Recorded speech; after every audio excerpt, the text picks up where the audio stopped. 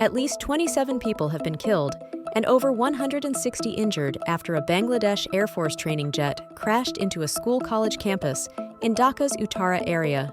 The government has declared a one-day state mourning on July 22nd. The flags will fly at the half-mast across the nations to condole the lost lives. Bangladesh's interim chief Muhammad Yunus expressed grief on the incident and promised full-fledged investigation into the matter. U.S. Senator Lindsey Graham issued a stark warning to India, China, and Brazil: stop buying cheap Russian oil or face 100% tariffs under President Donald Trump. Graham, in an interview, said that the countries are funding Putin's war machine and must choose between the American economy or supporting Russia. He warned to crush economies of the countries, calling their oil purchases blood money. The warning comes amid Trump's push to restructure global trade and isolate Russia economically. Philippine President Ferdinand Marcos is set to meet us.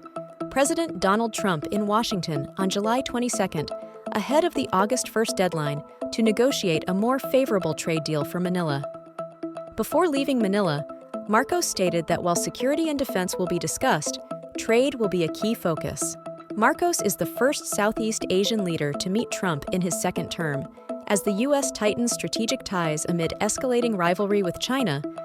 Trump has already sealed trade deals with Vietnam and Indonesia, pushing hard even with close allies to bolster America's strategic position in Asia. Vice President Jagdeep Dhankhar has resigned from office, citing health reasons.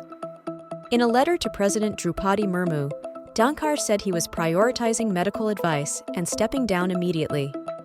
The post now falls vacant mid-term, triggering the need for a fresh vice presidential election under Article 67A.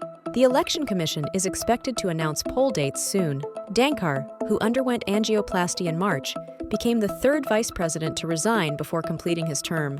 He had assumed office in 2022 and was supposed to serve till 2027. The United Kingdom is set to begin implementing its new visa rules from July 22nd under its immigration reform agenda, titled Restoring Control over the Immigration System. As part of the first phase, the UK will restrict overseas recruitment in the care sector and narrow the list of jobs eligible for sponsorship, aimed at reducing net migration.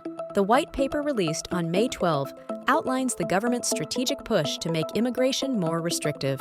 While not a direct change in law, many of these proposals are now being enforced via amendments to existing immigration rules. Gita Gopinath, the first deputy managing director of the IMF, will step down at the end of August to return to Harvard University as a professor of economics. Gopinath, an Indian-born U.S. citizen, joined the IMF in 2019 and made history as its first female chief economist before her 2022 promotion. The IMF said Managing Director Kristalina Georgieva will name a successor in due course. Her departure gives the U.S. Treasury a key chance to nominate a replacement amid Trump's global economic restructuring drive. If you like this video, then like, share and subscribe to Mirror Now.